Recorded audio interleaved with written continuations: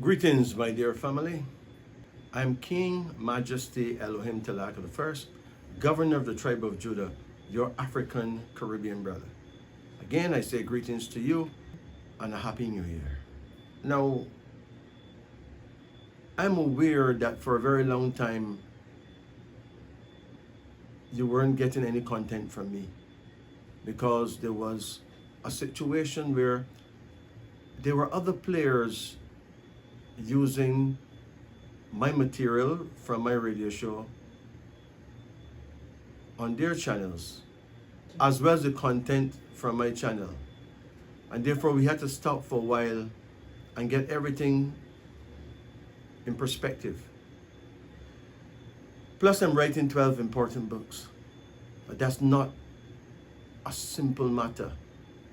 12 books depicting the 12 types of people among us. So every person will have their own book. But anyway, we're now kicking, hitting the ground running. So from now on, you'll be able to get plenty of content from me and my daughter Maleka every week. It is indeed true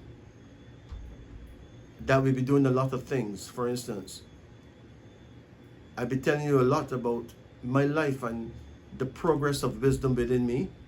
And we will also be doing several different types of card readings, pick a card readings, all kind of readings. So trust me, there's a lot coming up. Remember to subscribe to our channel so that we can give you even more as the days roll by. Thank you. Today is really a story time about things that I've learned in life, especially concerning magical phenomena, concerning the true reality, things that I've seen, things that I've been there, things that I've been through. And there's a lot that can be gleaned or can be learned from these things. I'll also do a card reading as well, pertaining to this year. What to expect for January, for February and beyond. Thank you. Greetings, brothers and sisters around the world. Welcome to life. Welcome to the wide, wide world of King Majesty. Now, for those of you who would need to know, I am King Majesty Elohim Telaka I, Governor of the tribe of Judah and founder of the Order of Kings. You may ask questions like, where are you from? Well, I'm from my mother's womb, but I'm accused of being a Barbadian because that's where my parents created me. But if I'm going to go into that, I may as well tell you of the persons before me. Let's begin with my grandmother, my mother's mother. Her name was Amy Selman. When I think about Nanny of the Maroons, I think about my grandmother. She was special. She was awesome. As a matter of fact, most people who knew her don't remember seeing her smile. Someone once told me that she used to smile only on her birthday. And that was for a brief Kodak moment. Imagine that. Now, many, many years ago, my grandmother was young and she was pregnant. She was working at a sugarcane plantation and she was loading a cane truck. Now, to load a cane truck, you gotta walk up a high ladder, the big bundle of cane on your head and dump it over into the truck. And then you gotta get down off that ladder, go and put another big bundle of cane on your head and walk up that ladder and dump it into the truck. And this is a repetitive moment where you go over and over and over again. But my granny was 9 months pregnant. Yeah, she was pregnant with my mother. And when she got halfway, her water broke. And what did my grandmother do? My grandmother walked from that plantation more than 3 miles, almost 4 miles to her house, give birth to my mother, nursed the child, left it with her older daughter Audrey, and then she walked right back to the plantation and finished load that cane truck. Does that sound like an ordinary mortal to you? Even though she may have been ordinary, she was definitely an extraordinary woman. She taught me many things, bordering on the things I do know now. It is important to note that when I was only between 6 to 7 years old, my grandmother asked me one day to come and check her the next morning very early. She wanted me to come early, like before the sun came up, before morning broke. At the first cock crow. I thought that was bizarre. I said, Grandma, I can't do that. If my father missed me on the house at that time, I'd be destroyed. She said, don't worry, just come. Jump through your bedroom window and run, come as fast as you can. I got something I want to show you, boy. Well, at cockcrow next morning, I jumped through the bedroom window and run as fast as I can, about 3/4 of a mile to my grandmother's house. When I got there, she opened the door. She says, come in. Sit over there by the fire. She was roasting a breadfruit on an open fire. But I noticed there were many candles, lighted candles. And a very peculiar man was there too. It was my grandmother's brother. I had never ever before seen these two together because they had the same father, a great man called Sir Thomas Headley. He was a Jewish Barbadian. That was my great-grandfather. And he was said to be one of the greatest so-called Obe men that ever lived. And he raised my grandmother like a son. And my granduncle like a second son. In this particular scenario that she wanted to teach me though, she did explain that she and Uncle Benji, granduncle, had properties side by side, properties left to them by the elder.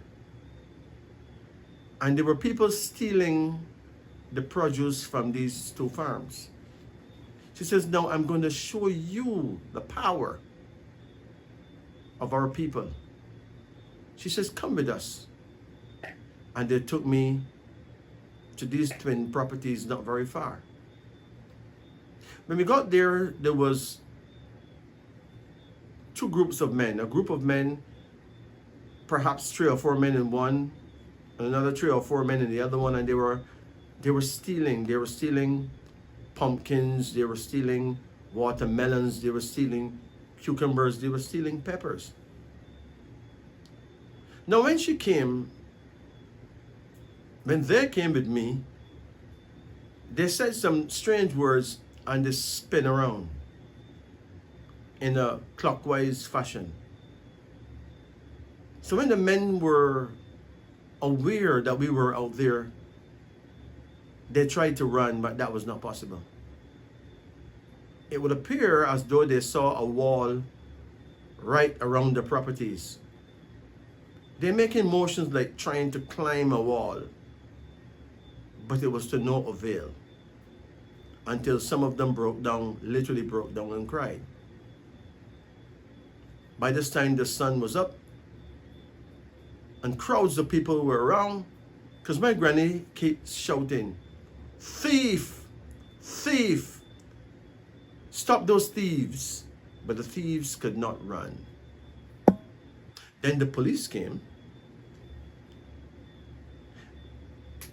and they stood waiting for instructions from my grandmother. Apparently, they knew her talents.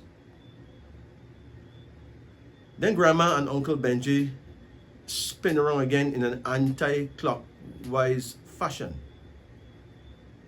And the police were able then to take these men out of the properties and put them in their vans and take them to the station.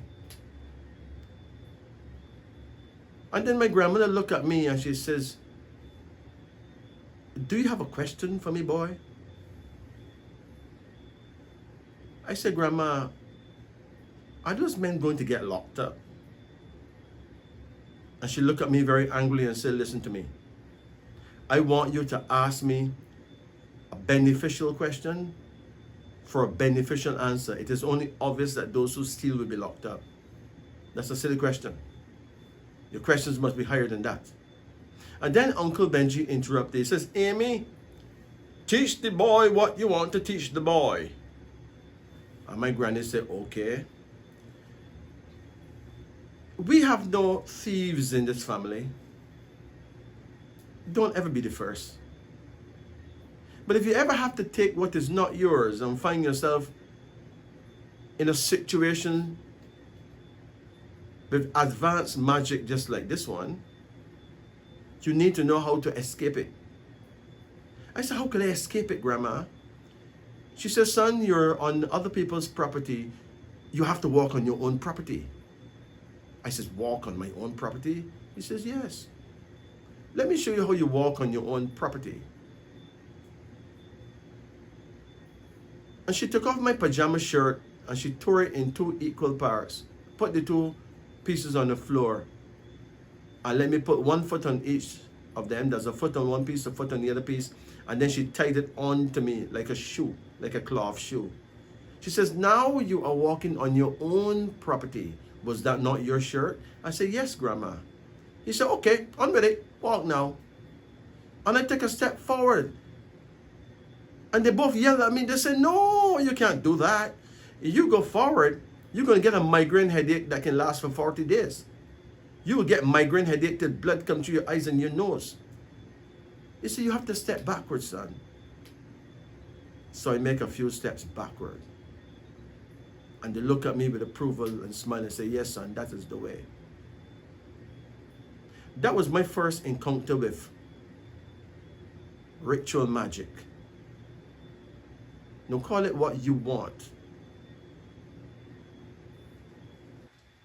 It is African power, the power of our people. And speaking about the power of our people,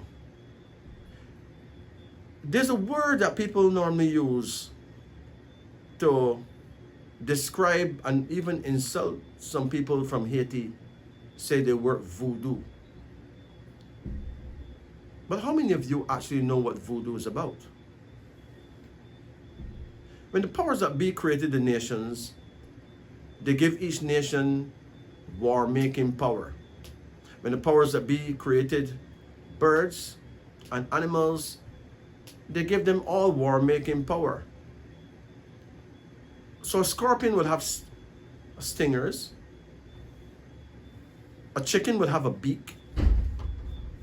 A frog would put out some milky stuff on his skin that would poison any dog that tried to bite it.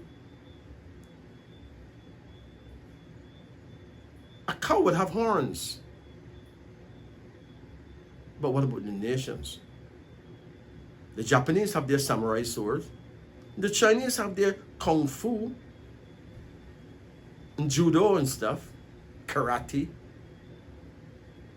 And the white man of Europe, that son of a you-know-what, he got ballistics. He got guns, bombs. He even ended up building nuclear shit. So what did we Africans get? We get voodoo, African war-making power. And I can tell you, it is superior. Why I say that? We've been suffering as slaves for 400 years and more. Don't you think we've been screaming at the top of our voice, bawling for God and the white man's Jesus to save us? Not a thing happened for us. But something happened though. Apparently, the Europeans in Haiti decided that African children ought to be a delicacy on their table. Yes, they decided to eat our children.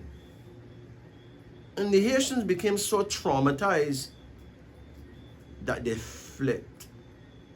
Voodoo, the power of voodoo, chipped in. So voodoo was actually a tool in the ancient ancestral toolkit that was basically unused until we become traumatized. And when that happened,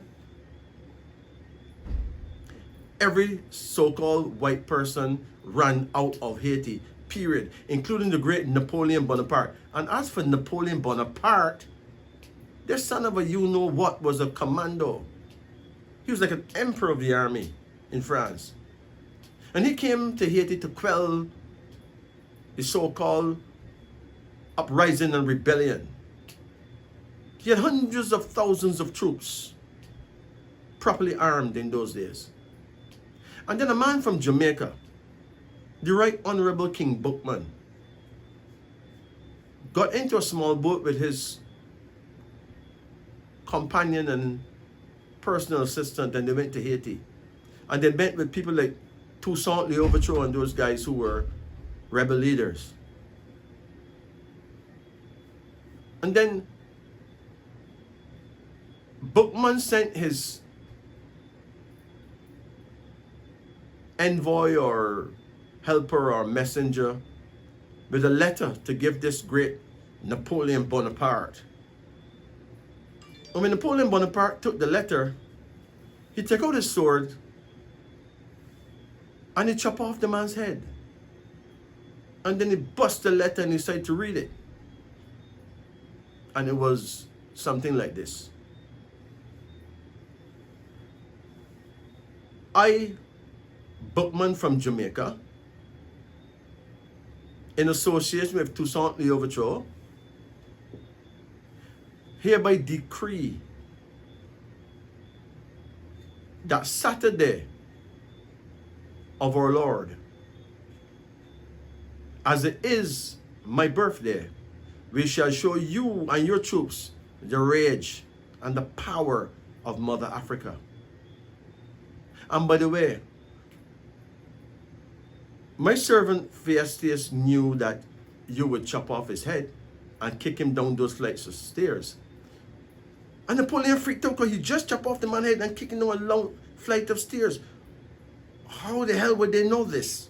It's written here in a letter. Well, on that Saturday, the great Napoleon Bonaparte brought together all his troops and had a parade. You know, there's a parade where it looked like they want to shoot down God. You know, they had this gun salute. How much thousand guns barking. But at the end of the bark, 300 of Napoleon's men lay dead on the ground. They executed themselves. Freak him out totally. His wife Genevieve decided that she's leaving now and that he should follow. And all his generals decided, we get the hell out of this place. And before the cat can lick his ears 3 times, Napoleon and his troops were boarding their ships. I'm talking about the average slave owner. These guys were on the run. A lot of them were poisoned because Bookman's companion was excellent when it comes to mixing poisons from different vines and flowers. And he had distributed portions to different maids who would have been putting doses of it in the dinners of their mistresses. And therefore, white people were dropping dead. And they were fleeing. Those that could get out of there got out. But they all left Haiti. So why did we get free from slavery? Because of voodoo, not because of God or Jesus Christ of Nazareth or any of these characters. Because of African war-making power. And all that you've heard about voodoo on the radio or the TV, Mickey Mouse. These are people who don't know anything about voodoo. Voodoo is literally a religion in Haiti. It has principles. I witnessed firsthand voodoo at work. Even at my age, only a few years ago. A man came to my office from Kingston, right here in Jamaica. He was in tears. He said a Caucasian man, a white man from Germany, had robbed him of millions of dollars in a deal that went wrong. When he realized that the man had scammed him, the man was going back to Germany, the place that you would call Germany. He wondered what I could do to help. I figure this thing calls for higher authority, so my secretary told me of a man she knew about who was a voodoo practitioner. So I said, give this man a talk. So we went to look for this great elder. The man is living up in the hills. It is clear that he had for his dinner all day 1 tin of sardine and a small pack of biscuits, and he drank some water. That's what we witnessed. He didn't say much words, but he asked a question. He asked the man, why would the ancestors allow a white man to come from Germany and take your money away? What have you done to upset the ancestors? The man said, I do nothing. I'm a good guy. I don't trouble people. The man said, do you have brothers and sisters? He said, yes, I have 3 brothers. He said, have you wronged them in any way? He said, well, our grandfather died and left some property. I was supposed to divide it up, but I end up using it up in some farming, so I never bothered. So the man said, so you robbed your brothers out of their birthright? And the man don't answer. Answer me. You robbed your brothers out of their birthright? The man nodded his head shamefully. He said, well, here's what I want you to do. I want you to go home, call your brothers together, and give them the properties that was rightfully theirs. He says, watch me. And he went and he tied a noose on a nearby mango tree. He says, if I don't make you get back that money, I am going to hang myself. Guarantee. I just want you to do what I send you to do, and you leave the rest to me. The man asked him how much he would charge for the job. And the man said, when the job is done, what the Spirit tell you to give me, you can give me, but make sure that what you give me is a number that adds to 7. In other words, you can give me $61. 6 and 1 is 7.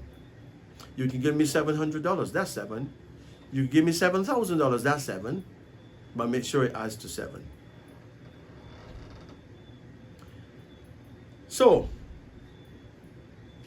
after 8 or so days, the man returned to me, but he had these men with him. These were his brothers, and they were rejoicing because he had given them the properties that rightfully belonged to them. And we went to look for this so-called voodoo man. So the voodoo man says, look, I want you now to take a handful of dirt, mix it with a spoonful of salt from this property, put it on your head, and turn right away around, and don't take your eyes off me at all. So the man did just that. He said, okay, come back in 7 days, and on the 7th day, you will either find me hanging on the tree, already dead, or you'll have good news, so it would not have been necessary for me to hang myself. Because if you don't get you, I'm out of here. am true. Well, on the seventh day, this man returned, and he was overjoyed. He said the white man returned to Jamaica and gave him his money back because the white man could not eat, he could not sleep, he could not pee, he could not defecate, he couldn't do anything. Everything was pain and scratching, itching all over the body. It didn't hurt his wife, it didn't hurt his children, it didn't hurt a friend, just him. And he could hear voices in his head saying, return Master so-and-so's money. Do it now. So, the man was in awe. The man had got his money back. But he made a mistake. He tried to pay the voodoo man